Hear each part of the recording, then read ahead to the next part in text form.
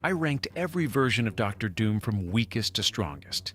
And the most powerful one isn't the armored tyrant you've read about for decades. He's a literal god, one who stole Sue Storm from Reed Richards and made Doctor Strange his personal sheriff. But the version most fans call the definitive Doom? He doesn't even crack my top 5, and I'll prove why. Stick with me, because by the end you'll be rethinking who the real master of Latveria really is. We start at rock bottom with a Doom you were never supposed to see. 10. The Roger Corman Doom, the one you were never supposed to see. Let's kick off with the deepest cut there is. Joseph Culp's Doctor Doom from the Fantastic Four film made more than 30 years ago. Here's the wild part. This movie was never actually meant to be released. It was produced on a shoestring purely so a studio could cling to the rights before they expired, and the cast reportedly worked the whole shoot, believing it would hit cinemas. It never did. It leaked onto bootleg tapes and convention floors, and that's the only reason any of us have seen it.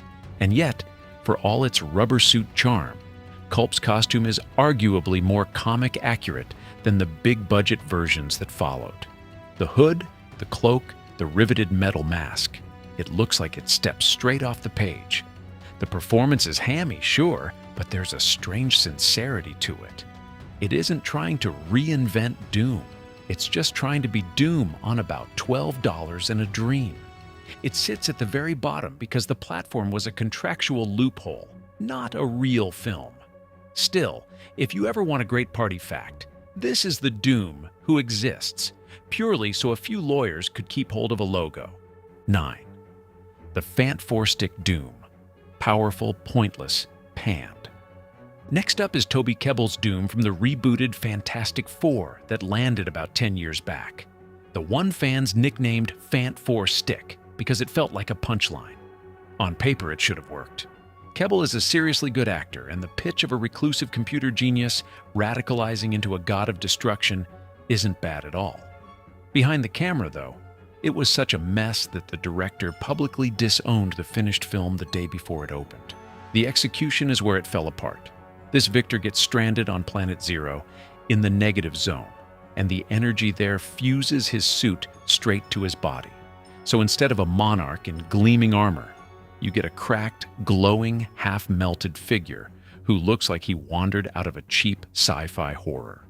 His big power moment is making people's heads pop like overripe grapes, which is admittedly metal, but it's about all he gets to do. Power-wise, he's honestly frightening. Telekinesis, energy blasts, reality warping strong enough to threaten the planet. But raw power means nothing in a version the character himself seems embarrassed by. The film bombed so badly, it killed the franchise and tipped the rights back toward Marvel, which is part of why we're getting a proper Doom at all. So in a roundabout way, the worst Doom movie helped hand us the best one. 8. The Julian McMahon Doom, swagger without the script. Now the Doom many of you grew up with. Julian McMahon's Victor Von Doom from the two Fantastic Four films released nearly 20 years ago. McMahon, who sadly passed away last year, brought something the others couldn't find. Pure, slick, billionaire swagger. His Doom isn't the king of Latveria here. He's the smarmy boss of Von Doom Industries, a man used to buying whatever he wants, including in his own mind, Sue Storm. He gets his powers the same way the heroes do, caught in the same cosmic ray storm, except his skin hardens into organic metal, and he can hurl electricity. It's a clever explanation for the armored look, and McMahon absolutely nailed the bottomless ego and the envy of Reed Richards.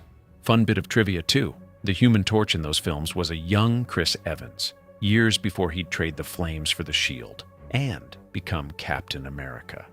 The problem was never the actor, it was the material. These were lighter, family-friendly films that never gave Doom the menace or the nationhood that makes the comic version so frightening. He's a corporate villain with a grudge, not a despot who truly believes he should rule the world for its own good. He edges above the last two on charisma alone, but charisma only takes you so far when the real article is this much bigger. And that's exactly where we're heading. 7. Classic comic Doom, the definitive version. Nobody expects here. Right, here's where I start making enemies. The classic comic Doom, created by Stan Lee and Jack Kirby more than 60 years ago, is sitting at number 5. Not the top, the middle. This is the blueprint. He's the absolute monarch of Latveria, a man who blends cutting-edge science with real sorcery, which few other Marvel villains pull off. The tragic origin most casuals miss. Victor was born in a Romani camp, the son of a witch who died after a bargain with the demon Mephisto, and he chases power partly to free her soul from hell. And the petty kicker about that famous scarred face? It wasn't a grand accident. He was so impatient to don his finished mask that he pressed the still red-hot metal to his skin, scarring himself out of sheer arrogance. So why isn't he number 1? Because definitive and strongest aren't the same word. On any given day, he's a brilliant armored genius with robot doombots and diplomatic immunity. But he's still a man. He loses. Reed Richards outsmarts him. The versions above him are simply what happens when this exact character stops losing and starts winning. He's the soul of Doom, and he's still beaten half the Marvel Universe. But the soul isn't always the summit, and from here, we get the versions where Doom stops scheming and starts winning, beginning with the day he conquered the whole planet. 6. Emperor Doom. Now a deep cut that proves Doom doesn't always need cosmic power to win. Sometimes he just needs the right hostage. Nearly 40 years back, in a Marvel graphic novel simply titled Emperor Doom, Victor pulled off something the comics rarely allow a villain to do. He conquered the entire world and actually kept it. The method was pure Doom.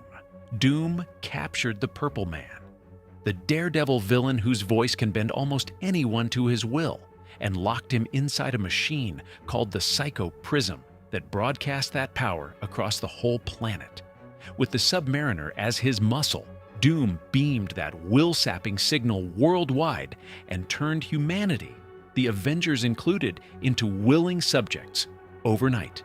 The clever twist? Doom himself is immune to mind control. So while everyone else knelt, he ruled with a perfectly clear head. The chilling part is what he did with it. Doom didn't unleash chaos. He built a genuine utopia. Crime vanished, wars stopped, the trains ran on time. The only price was every last scrap of human free will. The lone holdout was Wonder Man, somehow unaffected, left to rally a resistance against a planet of mind slaves. And the most Doom ending imaginable? He eventually got bored of his perfect obedient world and simply walked away. He didn't lose the planet. He abdicated it. That's a Doom who beat everyone and still wasn't satisfied. But the next version traded mind games for raw future firepower. 5. Doom 2099. The future anti-hero you forgot to love. Time to reward a version hardcore readers adore and almost everyone else forgot. Doom 2099. Here's the catch that trips people up. This isn't a brand new character like Spider-Man 2099. It's the original Victor, displaced from his own time and waking up decades into a cyberpunk future where mega corporations have replaced governments and his beloved Latveria lies in ruins. First appearing back in the early 90s, this Doom decides the rotten future needs a king again, and that king should obviously be him. He upgrades his armor with future tech, gains nanoactive blood that lets him heal and interface directly with machines, and spends his run clawing Latveria back from an imposter.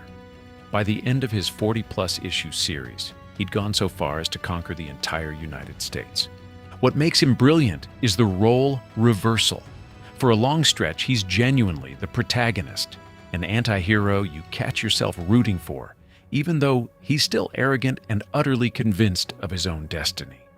It's Doom with the villainy dialed down just far enough that his vision of dragging a broken world back into order starts to look almost noble. He ranks above the last two on upgraded firepower and that irresistible man-out-of-time twist. 4. Infamous Iron Man. This one feels almost prophetic, which is exactly why it matters now. In Infamous Iron Man, written by Brian Michael Bendis with art by Alex Maleev, Dr. Doom does the unthinkable. After Tony Stark's apparent death, Victor decides he's going to become Iron Man. Yes, really. Coming straight off a cosmic event I'll get to in a moment, Doom emerges with his scarred face healed, unmasked for basically the first time in his life, and earnestly tries his hand at heroism. He dons a green and gray Iron Man suit with his cloak swapped to black, out to prove he's a better Tony Stark than Tony ever was. The catch? Even when Doom tries to do good, his colossal arrogance drives every decision, and he spends most of the run butting heads with the very heroes he's trying to impress before drifting back to villainy. So why have I flagged it so loudly? This is almost certainly part of why Robert Downey Jr. is playing Doom on the big screen. Marvel's even reprinting the whole run as The Rise of Doom, timed to the next Avengers film. When the actor most famous for being Iron Man becomes Dr. Doom and the publisher dusts off the comic where Doom becomes Iron Man, that's no coincidence. That's a roadmap. It ranks above 2099 as the most thematically important Doom of the modern era. But importance can't outrank raw power, and the top three are all about power. 3. Sorcerer Supreme Doom, now the most recent and arguably most jaw-dropping Doom on this whole list, fresh off the page barely a year ago. This is the version that finally fused Doom's two great loves, science and sorcery, into something genuinely terrifying. Dr. Doom as Sorcerer Supreme. Here's how it happened. During a planet-wide vampire invasion, a desperate Doctor Strange needed a spell only the Sorcerer Supreme could cast, and casting it meant handing that very mantle to Doom. Strange did it. On Doom's solemn word, he'd give it straight back once the world was safe. Naturally, Doom kept it. To Victor, saving the world meant a great deal more than swatting a few vampires. What followed was one world under Doom. Wielding the full power of Earth's Sorcerer Supreme, Doom magically hijacked every broadcast on the planet at once and declared himself emperor of a brand new united Latveria, the entire world united under his rule. The truly unsettling part? Most of the world's leaders welcomed him with open arms. Marvel pitched it as their biggest shakeup since Dark Reign, and it's no accident it all landed. Right as Robert Downey Jr.'s casting was announced, this is the smartest, most powerful, real Doom in modern comics, a magician king who took the whole world. So how is he only number 3? Because the final two are an entirely different kind of monster. 2. The MCU's Doom, Robert Downey Jr.'s big gamble. Time for the speculation I promised, because slotting an unreleased performance into a ranking is controversial. Yes, even above the Sorcerer Supreme we just met. The MCU's Dr. Doom, played by Robert Downey Jr. and arriving in Avengers Doomsday this December, is technically the fourth man to play the role in live action. And on paper, the most loaded with potential. Let's separate what we actually know from what the internet pretends to know. The Russo brothers, the duo behind Infinity War and Endgame, are directing. Downey was unveiled a couple of years back with the now famous line, "New mask, same task." He's set up as the central threat of the whole multiverse, dragging us into the follow-up, Secret Wars. Tellingly, he was held back from the recent Fantastic Four film, whose villain was Galactus, which suggests Marvel is saving him for the biggest possible stage. So which version are we getting? My honest bet, given that infamous Iron Man reprint and the bold choice to cast the franchise's own Iron Man, is a blend. The science sorcerer monarch with shades of that redemption and relapse arc, a Doom who wears a hero's face before the tyrant shows through. I've placed him at number 2 purely on ceiling. If the film delivers, he could be the most iconic screen villain since Thanos. I'm ranking him on promise, not proof, because the only Doom I'd confidently rank higher is the one who actually became a god. 1. God Emperor Doom. The strongest Doom who has ever existed. God Emperor Doom from Jonathan Hickman and Esad Ribich's Secret Wars, a decade ago. This is the answer to the question every Doom fan secretly asks. What happens when Victor finally stops losing? The setup is staggering. The Marvel multiverse collapses, reality itself comes apart, and Doom does what no hero ever could. He steals the near-limitless power of cosmic beings called the Beyonders, channels it through the reality-warping molecule man, and stitches the wreckage of countless dead universes into a single patchwork planet, Battleworld. Then he crowns himself God, not a king, a god. He rules for 8 years, policed by an army of hammer-wielding Thors, twisting everyone's memories until they can't recall a reality before him. And it gets personal. Doom doesn't just claim the universe, he claims Reed Richards' life. He marries Sue Storm, raises Reed's children as his own, makes Doctor Strange his sheriff, and exiles Johnny Storm to burn overhead as the world's sun. Fans argue he's more powerful here than the Phoenix and the Infinity Gauntlet combined. And honestly, they've got a case. There's a poetic callback too. 4 decades back, in the original Secret Wars, Doom briefly stole this kind of power and couldn't hold it. This time, he finally did it right, and only fell when Reed talked the Molecule Man into handing that godhood on instead. Even a god named Doom can't escape his oldest rival. So that's my ranking, from a bootleg rubber suit all the way up to a man who crowned himself a god and married into his enemy's family. The same proud, scarred genius can be a corporate punchline or an omnipotent emperor, depending entirely on who's holding the pen. I'm certain my number 5 is going to start a few arguments, and I wouldn't have it any other way. If you want more like this, go and watch the 10 Most Terrifying MCU Powers. Explained next. Until then, this has been your tour through the many faces of Dr. Doom.